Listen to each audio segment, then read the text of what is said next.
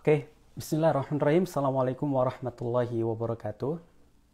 Sambil kita menunggu teman-teman yang akan join di live Instagram kita kali ini.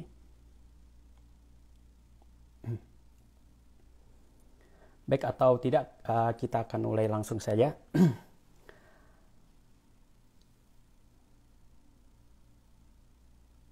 Kita sambil menunggu teman-teman yang akan join dulu ya, Mas Taufan.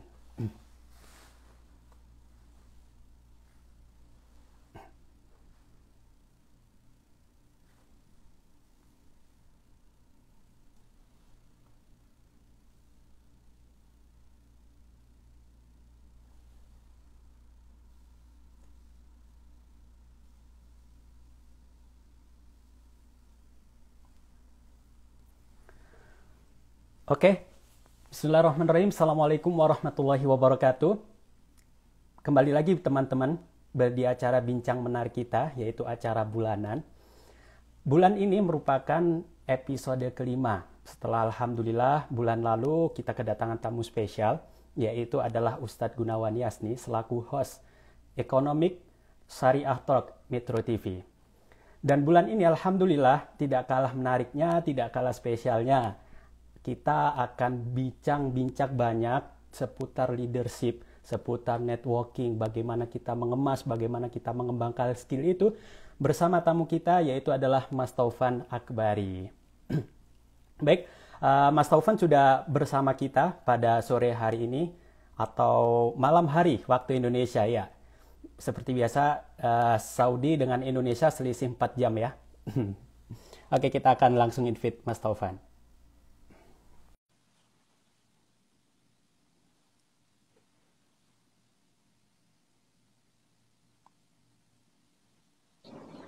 Assalamualaikum. Waalaikumsalam warahmatullahi wabarakatuh. Gimana Apa kabarnya Mas kabar? Taufan? Alhamdulillah. Alhamdulillah Baik. sehat, Mas Sudah Judi. Alhamdulillah. sudah sehat ya Mas Taufan ya? Membaik. Alhamdulillah. Yang pasti ketika Alhamdulillah. sudah melewati swab PCR itu berarti dan hasil alhamdulillah negatif. Nah berarti hanya kecapean sepertinya. Oh Jadi gitu. semoga kita sehat. Alhamdulillah. Udah Alhamdulillah. sedikit membaik. Alhamdulillah. Mas Taufan nih kalau Ya. kalau saya lihat dari live Instagram sebelum-sebelumnya selalu mempunyai kekhasan nih. Kalau sekarang pakai Apa tuh tudung khasnya? nih. Oh, kalau ini kenapa pakai tudung? Hanya IG live malam yang biasanya kayak gini. Kenapa? Karena rambutnya nggak pakai gel, Mas.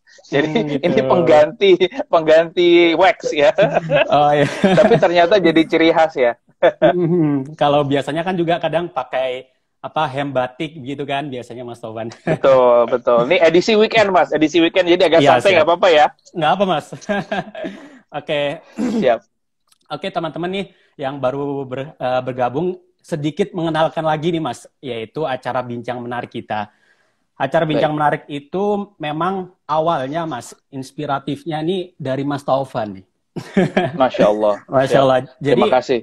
aku udah ikutin Mas IG Mas Taufan itu udah dari episodenya Ahmad Fuadi kalau tidak salah Mas. Oh, udah. Oke. Udah Fuadi. Ya. Iya, udah Fuadi. Kalau saya lihat, menurut saya Mas ya mungkin bisa dikoreksi.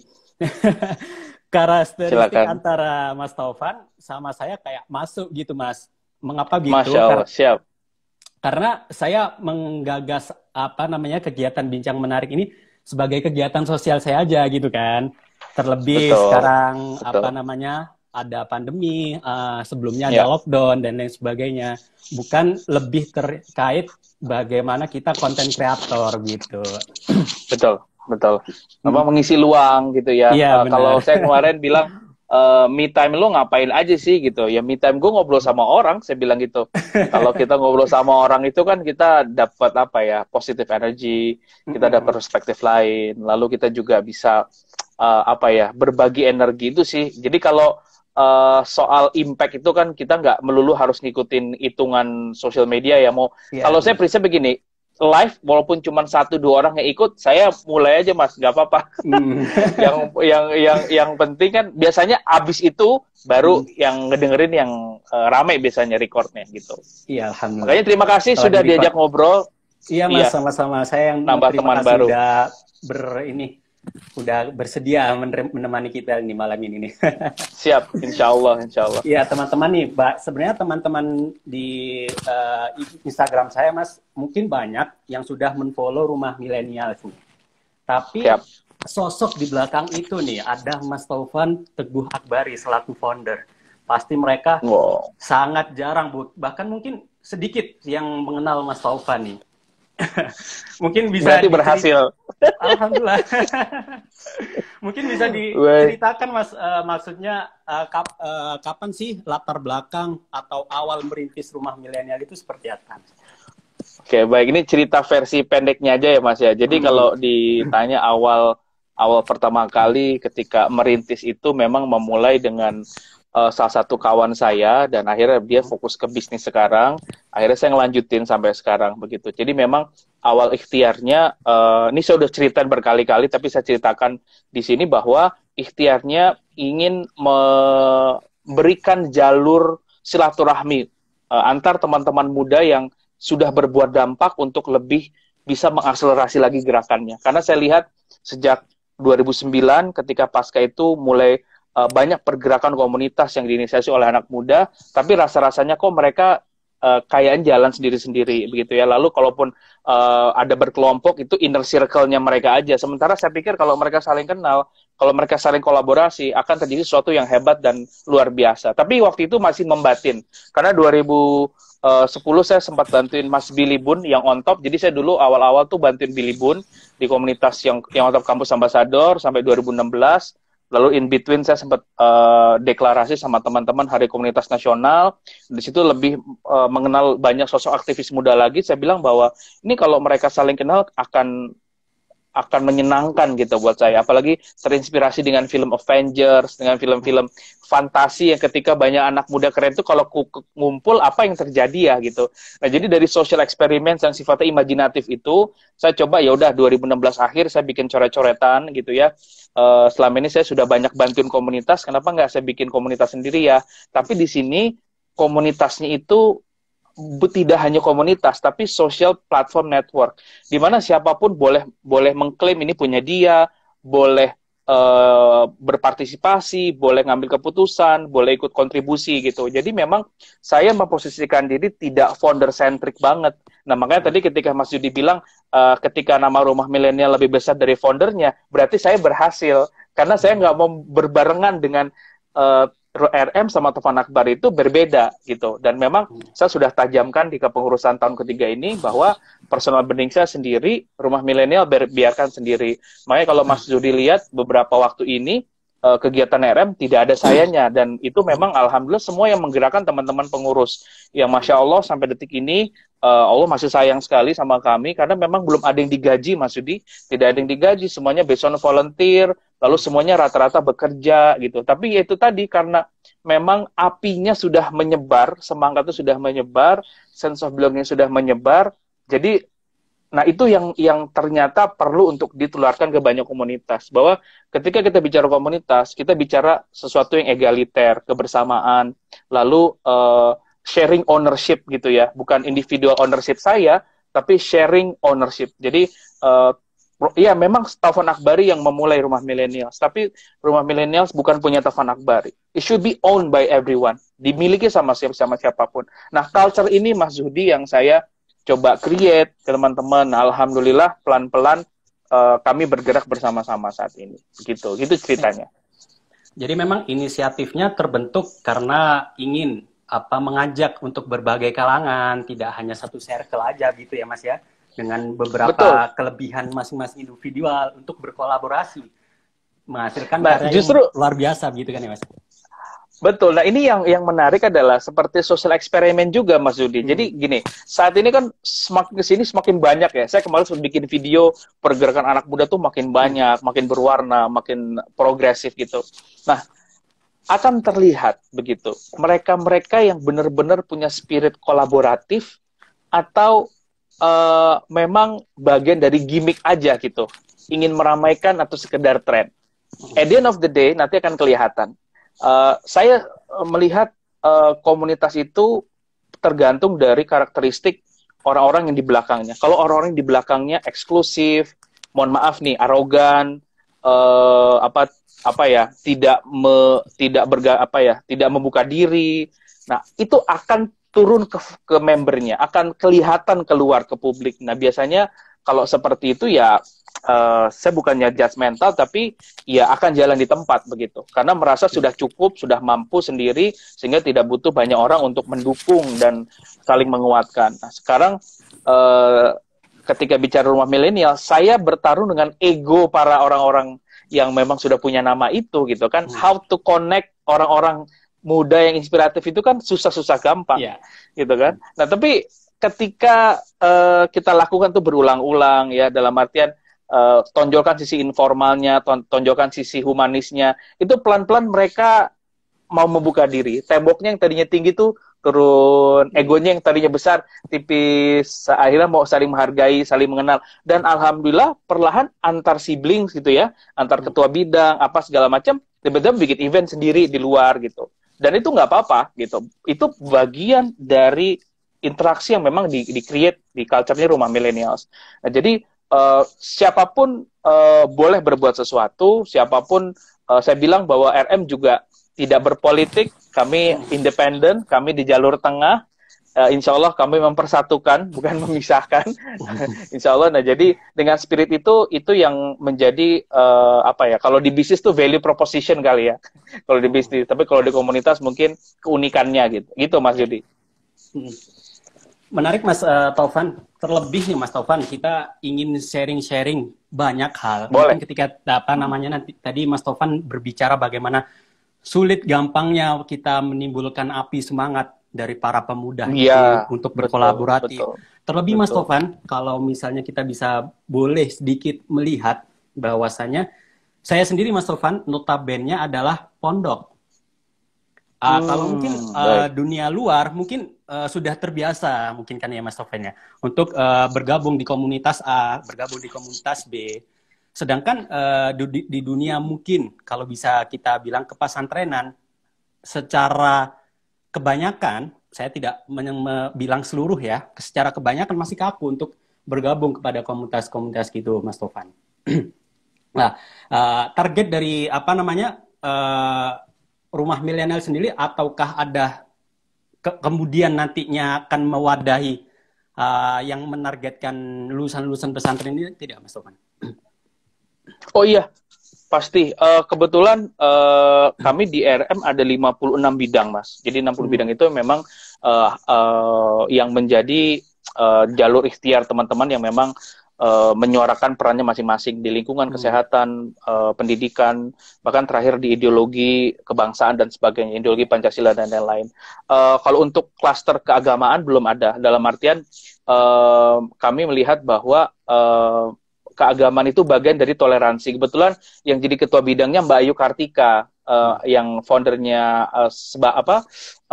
Sabang Maroke, yang memang bahwa toleransi begitu ya, toleransi antar umat beragama. Jadi untuk keagamaan belum ada, tapi kalau kita bicara pesantren, nah ini juga kemarin sempat diskusi sama Mas Aminuddin Ma'ruf ya, belum sempat ketemu. Mungkin besok di minggu saya ada event. Pertama kali saya dalam 7 bulan akan muncul di event offline tuh besok siang. Ada kegiatan kebetulan, ketemu dengan beberapa kawan-kawan. Saya mau coba ngobrol lagi nih, karena saya sepakat Mas, kalau kita bicara teman-teman di pesantren begitu ya, teman-teman di pesantren itu perlu lebih banyak stimulus, melihat dunia lebih luas, melihat Islam lebih fleksibel, lebih luas, dan harus dipahami bahwa hidup di dunia ini ada dua vision, ada dua visi, misi dunia dan misi akhirat. Ya, jadi kalau kita bicara peran pemimpin ada dua tentunya. Pertama adalah untuk akhirat itu sendiri, yang kedua untuk dunia. Dunia itu apa? Seorang pemimpin untuk aspek dunia adalah ketika dia bisa memaksimalkan potensi sumber daya alam, sumber daya teknologi untuk kemaslahatan banyak orang. Nah, itu tidak mengambil keuntungan dari situ, tapi memaksimalkan. Nah, ini yang kita pahami bahwa Muslim wajib pintar. Muslim wajib wawasannya luas. Karena hanya dengan wawasan luas kita bisa merubah dunia, Hanya dengan wawasan luas kita punya level berpikir kritis, dari situ kita bisa tahu mana yang benar, mana yang salah. Dari situ kita tahu posisi kita saat ini seperti apa. Dari situ kita bisa membedakan diri kita dengan gerakan yang lain. Dan yang penting Mas adalah keberanian, dan yang paling penting juga percaya diri. Nah, kalau saya lihat terakhir ngobrol dengan kawan-kawan, yang perlu diperhatikan dari kawan-kawan di pesantren adalah perlu dibangun lagi nih PD-nya, Mas. Percaya dirinya harus dibangun, harus berani, lalu harus memang berani speak up, stand about the crowd. Ya, dalam artian ketika bicara keagamaan harus memperjuangkan kebenaran, dan memperjuangkan kebenaran itu dimensinya luas sekali. Ya, kalau misalkan bicara 17 subsektor SDGs gitu misalkan ya, bagaimana Indonesia dilihat sebagai negara yang besar dan bermartabat dari performa 17 sektor itu misalkan. Nah, itu kan anak muda sekarang ngambil peran di situ banyak sekali, isu-isu yang bisa diperjuangkan. Nah, jadi lebih bagaimana nih teman-teman pesantren, ayo ambil peran sesuai dengan kekuatan masing-masing, tunjukkan warnamu, jangan malu sama orang lain, jangan minder, karena siapa tahu ketika kita tidak menemukan inspirasi sekitar kita, inspirasinya itu justru kita sendiri gitu. Siapa tahu inspirasi buat teman-teman kita itu kita sendiri, Mas Judi. Tapi kitanya yang selama ini mungkin diem aja, kita nggak enakan, kita malu. Nah, rasa-rasa inferior seperti itu yang menurut saya perlu untuk dibangun gitu dan dikuatkan. Begitu kalau menurut saya, Mas Judi. Iya, Mas Taufan. Sebenarnya untuk kalangan santri ini ya, Mas ya. Mungkin bisa kita tahan dulu, Mas Taufan. Kita akan lebih bahas itu mungkin di akhir sesi. Oh, di akhir, siap. Iya, oke. Soalnya jujur nih, saya sebenarnya sebagai fasilitator juga, maksudnya juga ingin bertanya banyak hal yang saya alami sendiri, Mas Taufan. Siap. Oke, Mas Taufan. Kira-kira ketika dari 2016 merintis Rumah Milenial, gitu kan, Mas Taufan. Kira-kira apa sih, Mas Taufan, keluh kesah atau misalnya minat, harapan dari milenial itu seperti apa sih, Mas Taufan? Mengapa mereka... Dari dalam, dari luar, Mas? Mungkin bisa dijelaskan dua-duanya, Mas Taufan. Oh, oke. Baik. Jadi kalau misalkan begini, Mas Zudi dan teman-teman nih, sebelum menjawab ada pertanyaan dari Mbak Syarifah. Ini kalau untuk ada apanya, mungkin bisa nanti dilihat di websitenya RM, atau mungkin bisa DM ke Instagramnya RM, nanti dijawab sama Miminnya. Insya Allah nanti bisa diskusi di sana. Nah, balik lagi ke pertanyaan Mas Judi. Mas Judi, kita bicara milenial ya. Milenial itu luas sekali dan besar sekali jumlahnya. Bahkan mungkin menyampai 80 juta lebih dalam beberapa tahun ke depan. Usia demografisnya luas. Dan rasa-rasanya kok kita terlalu memaksakan kalau saya mau merubah Indonesia dan menggerakkan semua pemuda untuk bergerak, dan saya pikir nggak mungkin kalau semuanya, Mas Judi. Tapi kami di sinilah sama seperti bisnis tadi, ketika bikin bisnis ada target marketnya. Sama seperti kita bikin komunitas, ada target audiens yang memang kita sasar. Nah, siapa target audiensnya Rumah Milenial? Mereka adalah teman-teman muda yang dua karakteristiknya, sudah punya karya, sudah bergerak, sudah berdampak, dan ingin menjadi inspirasi buat yang lain, sehingga lebih banyak dikenal oleh orang lain. Itu harapannya. Yang kedua adalah orang yang mau berbuat sesuatu, tapi masih bingung gimana caranya. Nah, belajar bersama di sana, baik jadi volunteer, pengurus, atau mungkin bisa belajar dari berbagai macam kegiatan. Nah, jadi kami hanya fokus sama teman-teman muda yang peduli, bergerak, dan mau berbuat sesuatu, berbuat kebaikan dan berdampak. Mohon maaf, untuk teman-teman muda yang nggak mau, nggak peduli, ya cuek, kita nggak pusingin, Mas Judi. Ya biarin aja gitu. Ya kan? Karena itu haknya mereka. Gitu. Jadi terserah, kalau yang mereka memang passionnya tidak ke pergerakan, dalam artian berdampak, berbuat sosial, ya biarin aja. Ada saatnya nanti mereka tersadar, ada saatnya nanti mereka tergerak, terinspirasi, baru mereka akan menemukan frekuensi dan teman-teman yang akhirnya sama begitu. Nah, sehingga menurut kami saat ini kita nggak pusing nih sama teman-teman muda yang nggak mau dan bukan nggak mau, tapi belum mau dan mau bergerak, tapi fokus ke teman-teman muda yang ternyata kalau dihitung jumlahnya nggak banyak. Yang pinter, yang intelektualnya bagus, akhlaknya bagus, dia peduli kepada banyak orang, ya, sudah selesai dengan dirinya, dan mau bergerak menciptakan dampak. Jumlahnya ternyata tidak banyak. Nah, kami berperan, kami punya mimpi besar bersama teman-teman komunitas lain, supaya gimana caranya Indonesia lebih banyak anak-anak muda yang tidak hanya pintar untuk dirinya sendiri, tapi berdampak, berkontribusi, dan akhirnya bisa menjadi inspirasi buat yang lain.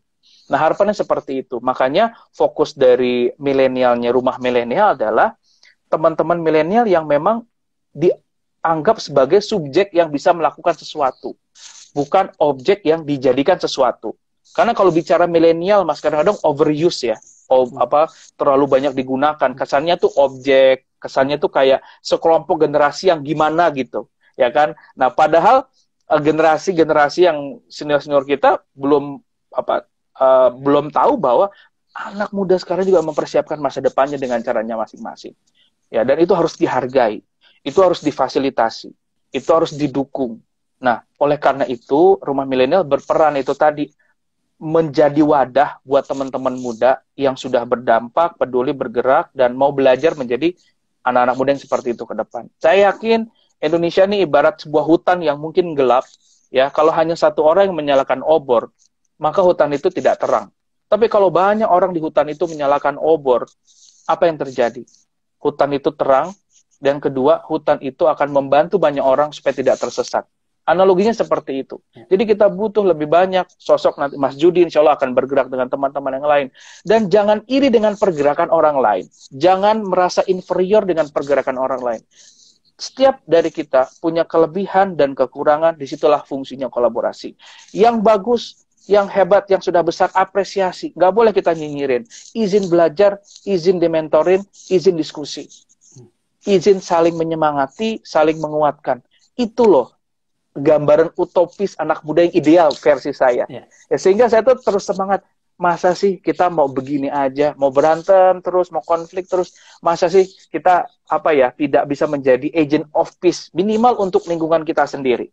Nah, oleh karena itu ikhtiar di RM itu seperti itu, Mas. Jadi kami menyasar siapapun yang memang mau untuk bergerak bersama. Kalau yang nggak mau nggak apa-apa.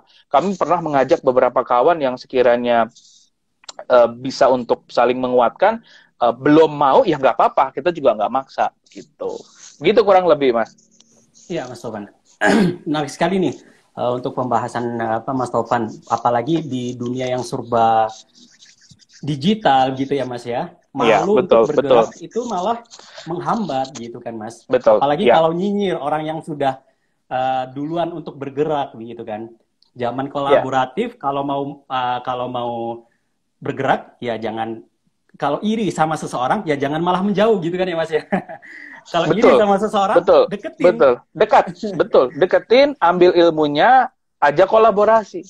Begitu. Jadi sebenarnya gini, Mas, kepemimpinan itu kan menyoal bagaimana kita mengalahkan diri kita. Nah, ini menarik karena Rasulullah juga pernah membahas soal ini, bahwa kepemimpinan sejatinya adalah kepemimpinan ke dalam, inner gitu. Jadi kalau kita bisa menaklukkan diri kita sebagai pemimpin bagi diri kita sendiri, baik itu kita menaklukkan ego kita, emosi kita, amarah, nafsu, segala macam, insya Allah kita akan bisa menaklukkan dalam artian mengkondisikan orang-orang di sekitar kita. Kenapa? Karena kita sudah berhasil melakukan itu pada diri kita. Tapi kalau kita belum mampu berdamai dengan diri kita, belum mampu selesai dengan diri kita, lalu mencoba untuk memberdayakan orang lain, itu akan sulit. Gitu. Itu yang terjadi biasanya. Makanya proses kepemimpinan itu panjang, ya, lalu bertahap, berjenjang, dan alami begitu. Alami, tidak dibikin-bikin. Iya, Mas. Begitu, Mas. Tadi Mas Tovan sempat singgung nih bahwasanya Rumah Milenial itu adalah sebuah wadah bagi teman-teman yang sudah bergerak untuk lebih impactful keluar, gitu kan, Mas. Tapi di samping perjalanannya, Mas, selama perjalanan itu kira-kira tantangannya apa aja sih, Mas? Pasti tantangannya pertama komitmen. Itu kalau organisasi nirlaba, teman-teman relawan itu pasti isunya adalah isu komitmen, ya. Kenapa? Karena memang yang namanya kita berbuat baik itu kan butuh terus untuk disemangati, ya kan, dalam artian makanya gini loh, Mas, ketika tidak founder centric, ketika foundernya saya nih lagi nggak semangat, saya yang dibakar sama teman-teman yang lain. Gantian kalau saya lagi semangat, teman-teman lagi itu, saya yang membakar mereka. Jadi sudah dua arah. Tapi kalau semuanya mati, nah itu kan repot. Atau mungkin saya doang yang nyala sendiri, itu nggak bisa. Makanya sekarang kalau kita bicara impact itu berarti apa ya? Ada impact langsung sama impact tidak langsung. Impact langsung itu sesuatu yang terlihat, yang bisa diukur, dan bentuknya biasanya seperti program-program CSR, program charity, filantropis, seperti itu. Tapi kalau program-program yang, kalau impact yang tidak terukur atau abstrak, itu sifatnya yang investasi leher ke atas, Mas, kayak seminar, webinar, workshop segala macam. Itu efeknya baru dirasakan mungkin ke depan, tidak instan. Nah, makanya kami fokusnya ke situ. Kami fokus ke investasi leher ke atas, kami fokus ke sosialisasi, edukasi, penyuluhan, dan banyak yang bilang gini, Rumah Millennials kok nggak fokus ke ini sih, ke program, lu bikin dong program untuk kawan-kawan di pendidikan di luar, di daerah 3T, lalu isu kemiskinan, apa segala macam. Bukannya kita nggak mau, tapi untuk saat ini, prioritas kami adalah milenial sebagai subjek yang kita fokuskan. Gimana cara supaya lebih banyak sosok seperti Mas Zuhdi, sosok seperti Al-Fatih Timur kita bisa, sosok seperti Iman Usman. Gimana cara supaya lebih banyak sosok seperti mereka di tengah-tengah kita. Jadi kita tidak krisis kepemimpinan. Kita tidak krisis inspirasi. Kita tidak krisis keteladanan. Karena anak muda ini buat saya, Mas, krisis keteladanan. Dan kepemimpinan ideal itu masih dilihat sifatnya struktural dan position gitu. Jadi kayaknya kalau belum memiliki jabatan struktural yang kelihatan, itu belum dianggap sebagai pemimpin yang sukses atau sosok leadership yang memang kuat. Padahal tidak. Saya memprediksi makna kepemimpinan 5-10 tahun ke depan akan berubah. Kepemimpinan yang akan kuat itu dari grassroots, bottom up, bukan top bottom lagi ya. Dan ini sudah mulai kelihatan aktor-aktor komunitas ya, para anak muda yang memang dia bergerak karena memang dia mau bergerak. Mereka tidak peduli dengan stimulus-stimulus yang sifatnya transaksional. Mereka tidak mudah dibeli dan tidak gampang diiming-iming sesuatu. Justru mereka mempertahankan idealisme itu supaya tidak gampang disalahgunakan untuk kepentingan yang lain. Nah, kayaknya dulu itu nggak mungkin. Kayaknya dulu emang iya. Kayaknya anak muda tuh kalau dikasih kesempatan, apalagi jabatan, kayaknya bisa deh. Kayak anak muda tuh transaksional banget deh. Hipotesa itu dipatahkan dengan pergerakan sosial saat ini. Ya, mereka yang sudah punya gaji puluhan juta, kerja di profesional mana, bikin komunitas, dan komunitas itu ya berbuat baik. Lalu kayak model Edozel kan dibikin warteg gratis gitu. Itu kan inspirasi gitu. Inspirasi. Hari gini untuk berbuat sesuatu, materi itu juga sifatnya relatif kan. Punya member komunitas yang baik itu juga materi. Punya anggota komunitas yang komitmennya baik itu materi, itu modal loh gitu. Jadi modal berkomunitas jangan terpaku sama saldo rekening di bank atau mungkin donatur sponsor, tidak.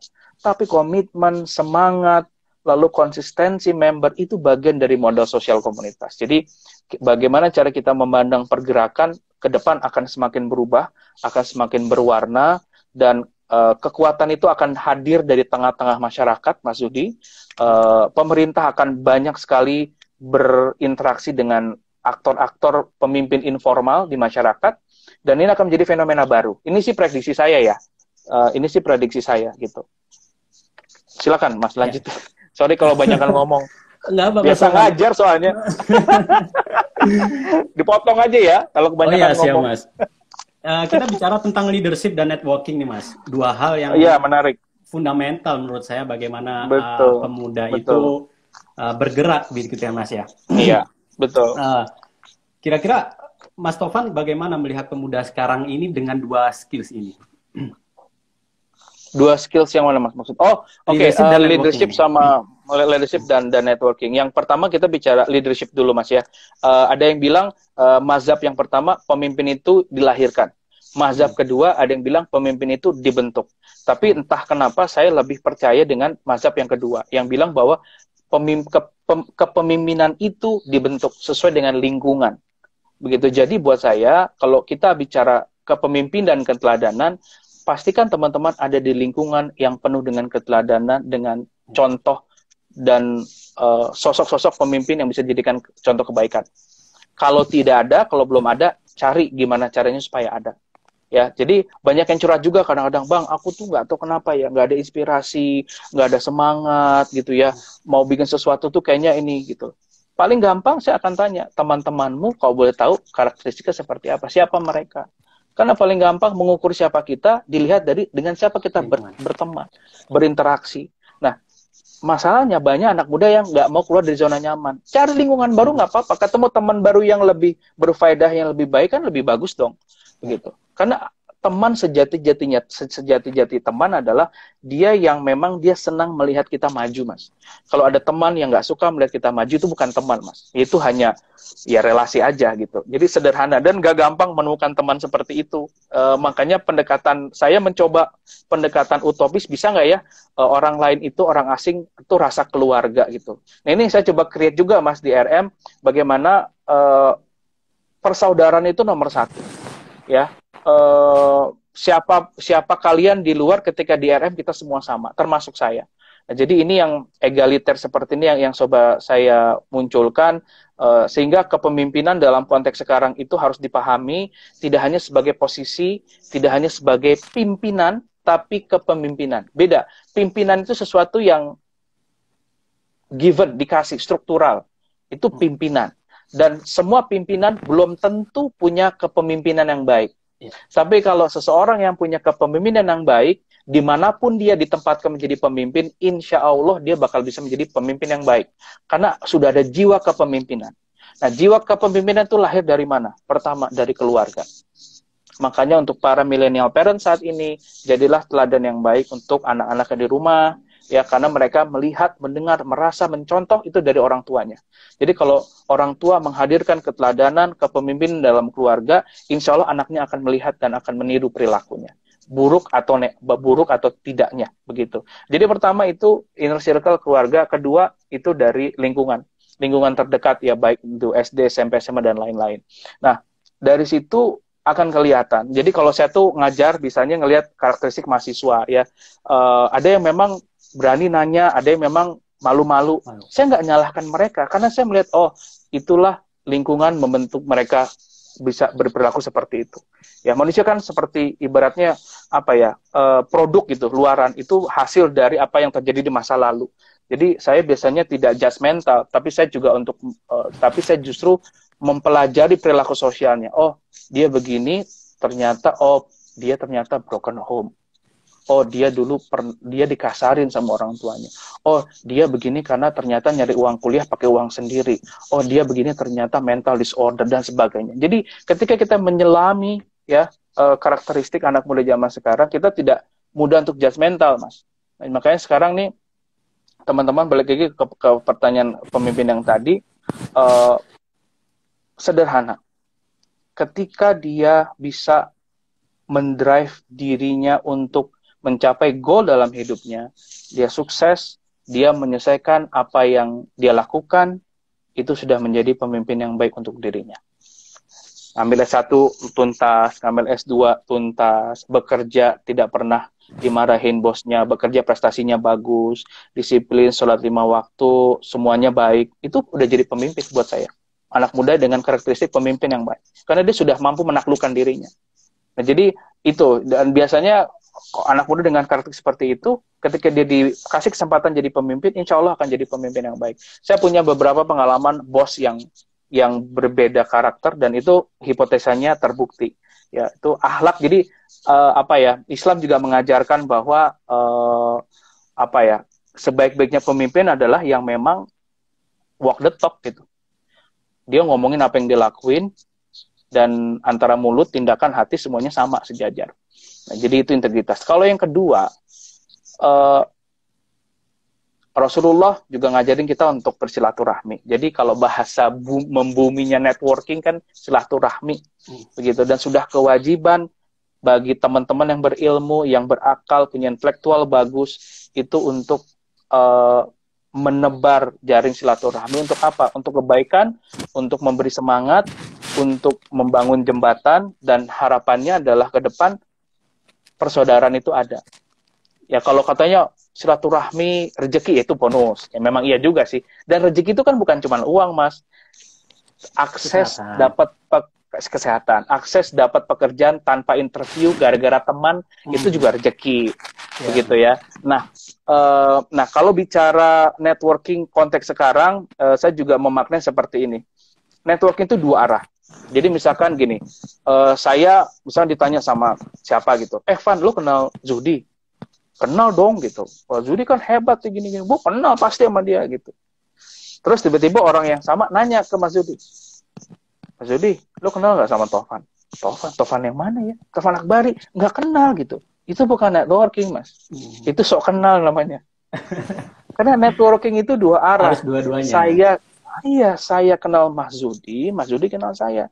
Dan ada yang namanya mutual interaction. Ada emosi yang terbangun. Ada keterpercayaan. Ada yang namanya sincere, ketulusan dalam bersaudara, bersilaturahmi. Jadi saya tuh konteks networking saya, Mas, bukan terserah kalau orang lain ya, tapi kalau saya punya prinsip gini, dan saya udah bilang ke banyak teman, sekali saya berjabat tangan dengan siapapun, sekali kita seperti ini, itu Mas Zuhdi udah saya anggap saudara saya. Kita sudah bersahabat, begitu. Terserah Mas Zuhdi mau nganggap saya seperti apa, tapi saya niatkan ke Allah, ya, terima kasih sudah dapat teman baru, insya Allah banyak kebaikan ke depan dengan saya kenal Mas Zuhdi. Gitu. Nah, dari 2009 saya punya prinsip seperti ini, Mas. Nah, ini yang tadi saya lupa cerita. Sehingga ketika 2016 saya bikin RM, itu saya bisa bilang 60% dari teman-teman yang bantu dan ada di dalam, itu teman lama, Mas Zuhdi. Teman yang saya sudah kenal dari 2010.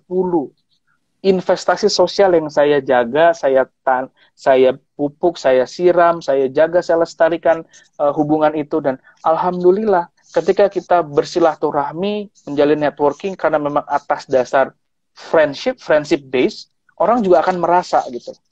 Oh, Tovan nih datangnya nggak cuma butuh doang gitu. Karena ya memang teman. Nah, hal-hal kayak gini yang mungkin kita perlu terus saling mengingatkan, Mas Zuhdi. Jadi kalau bisa, kadang-kadang saya juga suka random call gitu. Kan sekarang ada lagi viral ya, random act of kindness, ya kan? Nah, saya kadang-kadang, maksudnya random act of kindness itu, berbuat baik itu random aja. Tiba-tiba saya ngirim makanan ke rumahnya Mas Zuhdi. Terus Mas Zuhdi bilang, makanan ada buat tahun Mas Tovan. Enggak, gue pengen kirim aja. Terus Mas Zuhdi terinspirasi. Mas Zuhdi, kebaikan apa yang gue melakukan hari ini? Mas Zuhdi kirim sepatu ke temennya di Saudi. Terus temannya masih bilang, apa nih Zud? Gue mau ngasih lo sepatu aja gitu. Nah, ini lagi viral nih, dalam artian pay it forward. Begitu. Nah, jadi sebenarnya, iya, betul. Kurang-kurang lebih seperti itu. Tapi balik lagi ke konteks yang tadi, teman-teman kalau mau bernetworkinglah dari hati. Bernetworkinglah dengan niat memberi. Nah, ini saya selalu bilang ya, networking itu posisinya harus tangan di atas. Jadi misalnya gini,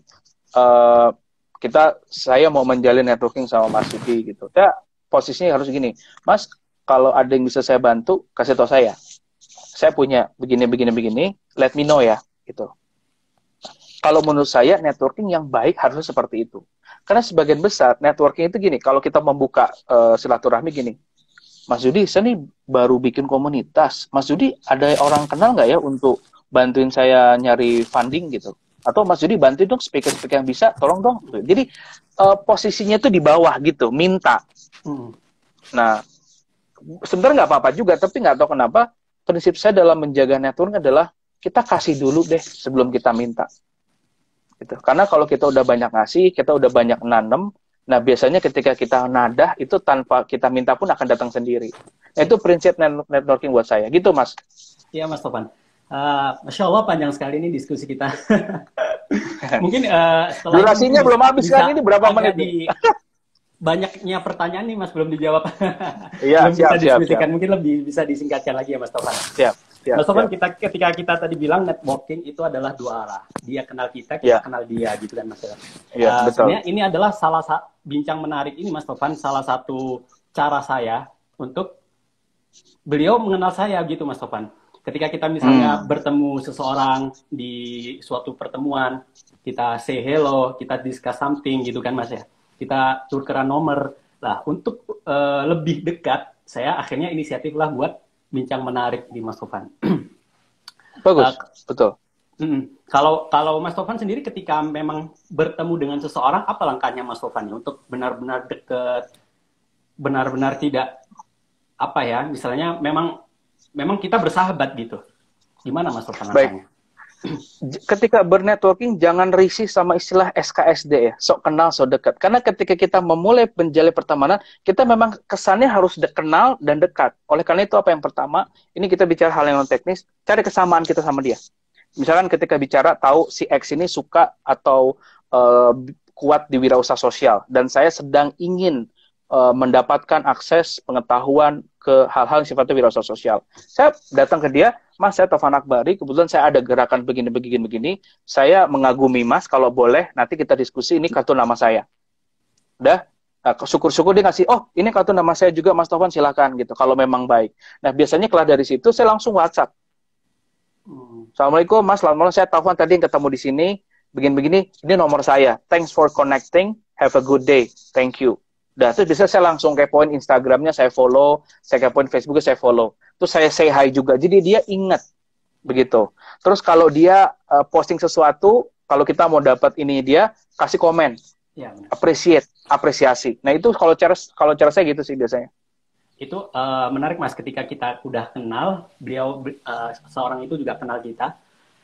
Bagaimana Mas, tapi dengan grand people, maksudnya kalau kita berbicara tentang Menarik. menjaga networking nih Mas, Mas Tovan. Mungkin oke lah ketika beliau mempunyai Facebook, ketika beliau posting sesuatu. Oke lah ketika WhatsApp-nya dia status. Tapi bagaimana ketika WhatsApp-nya ini benar-benar nggak ada apa-apa Mas? Nggak status, nggak punya sosial media. Bagaimana kita menjaga networking ini? Sebisa mungkin dimanapun dia berada dan ketika ini posisi kita butuh ya, kita mendekat aja minimal. Our presence itu dilihat sama dia. Saya beberapa kali kejar beberapa orang, setiap dia jadi pembicara di mana, saya datangin. Saya bilang, sampai akhirnya orang itu nulis, Van, apa kabar? Sampai akhirnya dia bilang gitu. Dari yang awalnya nggak kenal, risih apa gimana, dia bilang, Van, apa kabar, sini duduk samping saya. Sampai kayak gitu. Karena kenapa? Dia udah kenal dan dia tahu saya berniat baik untuk berteman. Nah, tapi gini nih, ini ada kenyataan pahit yang saya harus ngomong ya. Dan apa adanya gitu. Jadi nggak boleh baper nih teman-teman. Jadi saya harus ngomong begini. Dalam bernetworking kita juga harus kenal konsep tahu diri. Ini bahasa kasarnya. Ya. Saya dulu 2009, saya punya mimpi tuh. Saya pengen kenal deh sama sosok-sosok inspirator saya. Ya, siapalah A, B, C, D gitu ya. Lalu saya datang ke seminarnya, saya datang ke tempat dia apa. Lalu saya dengerin dia punya apa. Lalu saya coba menjangkau gitu.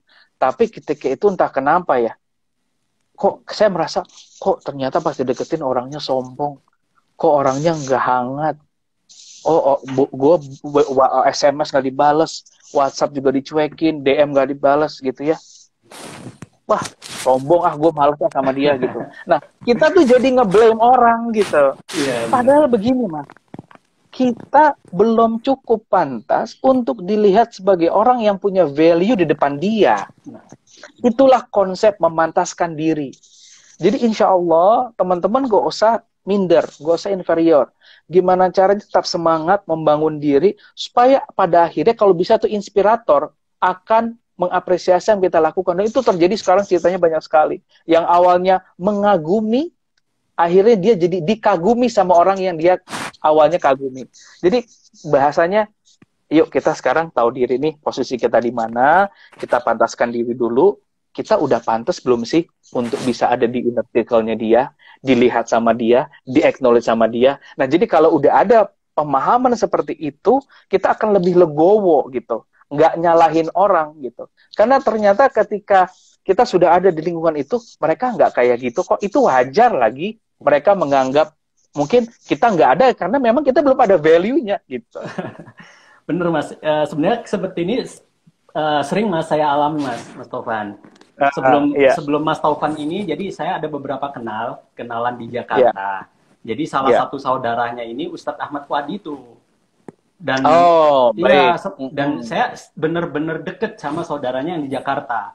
Seperti saya saudara ayah saya sendiri gitu.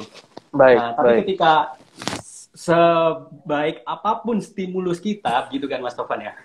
Tapi kalau Ustadz Ahmad Fuadi itu, apa sih value dari diri kamu belum diketahui ya? Bakal nggak dijawab gitu. Betul. Benar. Tapi kalau dia sudah melihat sesuatu yang mungkin pantas diapresiasi gitu ya, atau bisa diapresiasi, biasanya dia baru acknowledge. Oh, oke. Disitulah kita masuk. Zep gitu. Halo Mas Fadi, apa kabar saya ini? Gitu. Jadi begitu. Sisanya itu biasanya kemampuan komunikasi. Iya. Iya, Mas Tovan. Silakan, Mas. Mas Tovan, untuk kegiatan sosial nih yang sifatnya membangun ya, networking untuk sesama. Terlebih kita agak mengkerucutkan lagi, Mas Tovan, terkait live Instagram nih. Ketika udah banyak episode yang udah Mas Tovan selenggarakan nih, kira-kira evaluasinya apa Mas Tovan untuk live Instagram yang hour talk gitu ya, golden hour talk untuk Mas Tovan? Evaluasinya karena saya gini, banyak orang gini, kita bicara kalau itu kan niat ya. Niat saya bikin golden hour adalah untuk memenuhi kehausan saya diskusi sama orang. Karena kalau nggak pandemi, tatap muka seperti itu, ngobrol seperti itu pasti tatap muka, Mas. Hobi saya itu ngobrol sama orang. Jadi habis pulang kantor saya cari teman siapa yang saya bisa ajak ngobrol. Selalu begitu. Gitu. Nah, jadi niat saya bikin konten bukan untuk likes, bukan untuk followers, bukan untuk engagement, tapi ya saya hanya pengen ngobrol aja, Mas.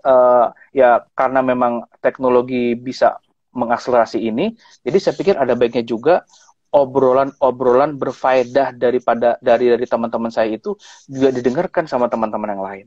Masalah yang nonton cuma 2-3 orang pas live, saya bodo amat gitu, nggak udah biarin aja. Tapi ya, jadi kenapa supaya tidak beban buat saya begitu. Jadi itu evaluasi karena saya targetnya dari awal seperti itu. Jadi evaluasi teknis key metrics sosial media saya tidak terlalu fokusin ke sana. Nah, tapi evaluasi pembicaraan dalam artian mungkin masukan buat yang lain bahwa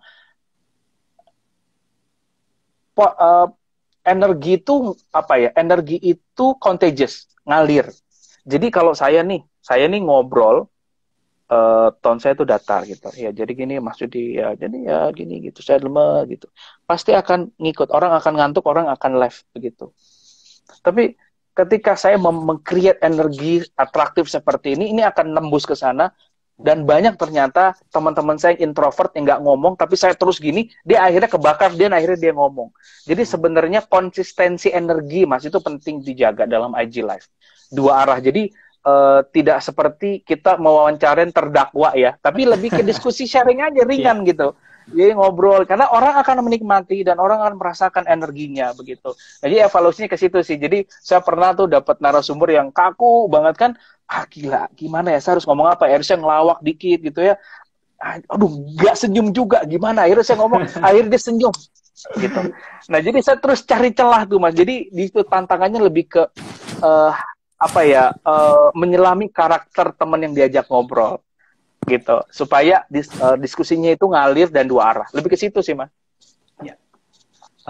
Oke, Mas Tovan, itu terkait banyak nih tentang networking. Kembali Mas Tovan di perbincangan awal kita nih, Mas Tovan, tentang notaben dari pondok pesantren gitu, Mas Tovan. Mas, punten durasinya masih lama ya? Aman ya? Durasinya aman ya? Ya, sekitar 10 menit lagi, Mas Tovan. Oh, siap. Mungkin takutnya mati sendiri. Iya, mungkin bisa disingkatkan, Mas Tovan ya, Mas Tovan. Siap. Ini benar-benar saya kira penting untuk memahamkan bagaimana teman-teman ini sadar gitu kan, Mas Tovan. Jujur, bahwasanya seperti di Saudi ini, iklim organisasi itu sangat minim, Mas. Semangat untuk berorganisasi, semangat untuk kegiatan sosial yang tidak menghasilkan profit, atau mungkin tadi sifatnya volunteer gitu kan, Mas. Itu sangat sulit. Kalau aku lihat Mas Sofan, jadi salah satu faktornya adalah muatan pembelajaran, Mas Sofan. Ketika mungkin pelajaran umum itu adalah muatannya adalah hafalan, muatan pelajaran umum itu adalah pemahaman, maka pelajaran agama muatannya lebih kepada hafalan, yang mana hafalan itu sangat menguras waktu. Betul, ya. Maka dari situ, karena memang mereka merasa tidak ada waktu, maka mereka nggak keluar gitu, Mas Sofan. Nggak bersosialisasi, nggak ikut organisasi, mengira nggak dapat apa-apa begitu kan Mas Tovan. Padahal manfaat ketika kita berorganisasi itu banyak sekali gitu ya Mas Tovan. Betul. Kira-kira bagaimana menyadarkan poin-poin seperti ini Mas Tovan? Baik, yang pertama, interest itu tidak bisa dipaksakan, Mas, tapi bisa distimulus, begitu. Nah, jadi caranya adalah kita harus berpikir apa yang akan membuat mereka keluar dari sarangnya, apa yang mereka suka dan apa yang mereka cari. Kalau kebutuhannya adalah orang untuk membantu mereka lebih cepat menghafal hafalan, bikin komunitas yang isinya bisa membantu mereka lebih cepat menghafal hafalan, gitu. Jadi ada gula, ada semut, ya. Kita harus create gulanya supaya semutnya mau datang. Jadi apa yang membuat orang interest itu yang harus kita pikirkan. Makanya tadi saya lupa, mohon maaf di awal. Kalau kita bikin gerakan sosial atau komunitas, itu harus ada tujuannya. Dan tujuannya itu apa? Tujuannya tidak untuk ke dalam, tidak untuk internal, tapi untuk orang lain. Nah sama, mungkin Mas Yudi bikin komunitas berawal dari problem dulu. Gitu. What is the real problem happen in your environment saat ini? Lalu crack solusinya dan bikin solusinya lewat pergerakan komunitas itu atau komunitas kecil. Dan jangan bermimpi langsung besar atau jangan berambisi langsung besar. Mulai dari 2-3 orang, 4-5 orang, tapi konsisten apa, lalu kita publish di sosmed, sebarin ke WhatsApp, segala macam. Insya Allah, Mas. Karena energi baik itu nular, inspirasi itu akan menyebar. Gitu. Jadi mulai 2-3, mungkin inner circle dulu deh, lakukan dulu, ntar pelan-pelan pasti orang akan ngikut. Nah gitu. Jadi harus dimulai dengan kita dulu, memang Mas Yudi. Ya. Baik Mas Tovan, udah panjang sekali nih kita ngobrol pada sore waktu Saudi atau malam hari waktu malam ya. Aduh, saya kangen pengen umroh.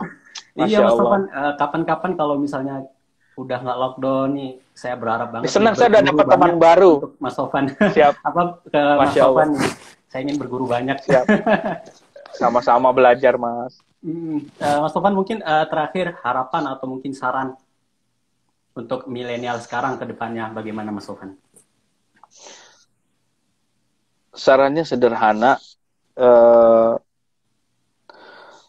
adaptasi. Itu sih. Saya semalam juga saya bilang hal yang sama, adaptasi. Kenapa sih bilang adaptasi? Karena kita nggak akan tahu bahkan apa yang akan terjadi besok. Gak usah ngomongin masa depan deh. Kenapa? Karena masa depan itu hari ini. Itu. Ketika kita menarik masa depan ke hari ini, maka kita akan menyiapkan yang terbaik dari diri kita. Nah, jadi buat saya yang pertama, teman-teman punya mindset itu stay foolish, stay hungry, sama kayak Steve Jobs. Ya, tapi bahasa kitanya adalah jangan puas, jangan merasa cukup, terus belajar, terus buka diri. Itu ya. Yang kedua tadi adaptasi. Yang ketiga jaga silaturahmi. Ya, insya Allah, karena yang akan membantu kita dunia akhirat itu adalah doa orang-orang baik sekitar kita. Mimpi saya sederhana, Mas. Saya bilang sama istri saya, mimpi saya ketika saya udah nggak ada lagi di dunia ini, banyak teman yang mendoakan saya. Jadi lapang jalan saya ke akhirat, insya Allah lancar. Makanya kenapa saya bersilaturahmi, ngobrol sama orang tuh semangat. Kenapa? Karena saya ingin lebih banyak dapat doa dari orang-orang baru, dari teman-teman baru. Gitu. Jadi harapannya teman-teman, dan ini terakhir, jangan lelah untuk memperjuangkan apa yang dipercayai. Even kita harus berjalan sendiri awalnya.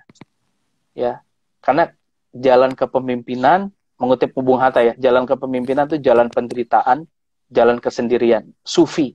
Tapi biasanya disitulah kebaikan hadir. Jadi jangan takut jadi diri sendiri. Udah, itu aja pesan. Jangan takut jadi diri sendiri. Hajar. Ya, benar. Masya Allah, ini semangat baru nih apa yang kita udah bahas malam hari ini. Jujur Mas, memang ini saya senang juga teman-temannya ramai. Alhamdulillah. Alhamdulillah Mas Tovan. Jadi itu teman-teman semua, ini untuk pembahasan kita seputar leadership atau networking nih. Pasti bakal banyak lagi diskusi kita nanti dengan Mas Tovan. Teman-teman jangan lupa lah untuk Mas Tovan, ya kan? Insya Allah. Atau minimal ada ini apa namanya apresiasi untuk Mas Tovan nih. Bisa status di tag Mas Tovan, ya kan? Jangan lupa nih ya. Silaturahmi, Insya Allah. Ya Mas Tovan, sekali lagi aku ingin mengucapkan terima kasih, jazakallahu khairan untuk Sama-sama. kesediaannya Mas Tovan untuk malam hari ini. Harapannya Sama-sama. aku ingin berguru nih kepada Mas Sofan Nah, ketika nanti misalnya sudah sama-sama. Ini pulang ente ke kan juga Indonesia. Ustadz. Nah, ini juga mau berguru sama Ustadz. Kita sama-sama berguru lah. Bisa transfer ilmu, transfer Insya Allah. networking, bisa Insya Allah. transfer dan lain Insya Allah. sebagainya, Mas Sofan. Masya Allah. Siap. Yang penting sehat. Dan kalau bisa Mas Sofan ekspansi nih Mas Sofan ke Arab Saudi, rumah milenialnya. Saya baru mau ngajakin nih Mas Judi. Ini aja. Nanti saya bilang ke teman ada ke Komdev nanti. Kita bikin rumah milenial Saudi aja. Kalau memang iya boleh nih, nanti menarik. Mas Judi yang kawal nih. Siap. Nanti saya kasih nomor kalau... handphone saya ya. Saya kasih nomor handphone saya nanti. Oh ya siap. Insya Allah harus Udah kita udah terkoneksi tadi. Kan lupa kan. Kita udah WhatsAppan. Astagfirullah, maaf. Ya nanti kita ngobrol lah Mas ya. Kita bikin RM Saudi nanti. Insya Allah memang mahasiswa di Arab Saudi benar-benar membutuhkan wadah seperti rumah milenial ini Mas Sofan. Masya Allah, siap. Membutuhkan. Bakal senang sekali. Siap. Baik Mas ya.